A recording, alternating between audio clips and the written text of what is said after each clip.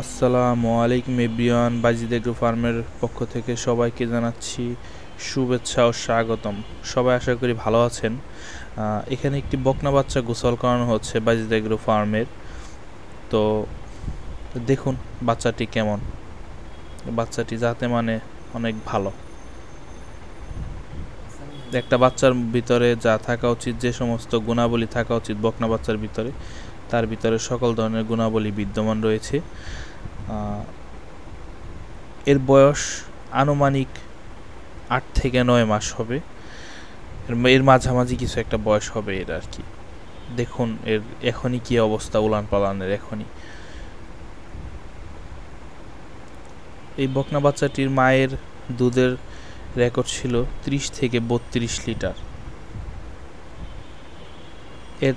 এর জাতমান দেখলেই বোঝা যায় বাচ্চাটির গায়ের যে লোম, মানে অন্য সমস্ত গরুর লোমের চেয়ে আলাদা, একদমই আলাদা। যা কিনা দেখলেই বোঝা যায় বা ধরলেই বোঝা যাবে।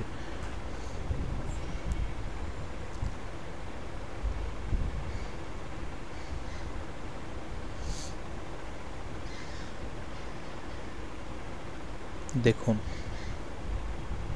এই বয়সে রুলানের কি অবস্থা দেখুন। মাশাল্লাহ মাশাল্লাহ।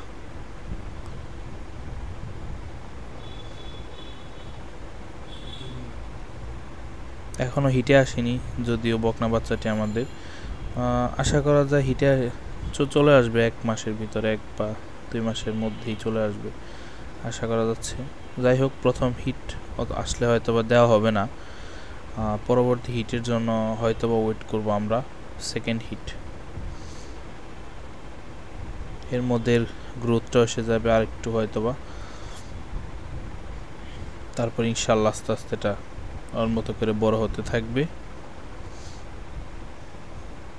জাতমান অন্য রকমের। থ্যাংক ইউ এভরিওয়ান, সবাইকে আসসালামু আলাইকুম।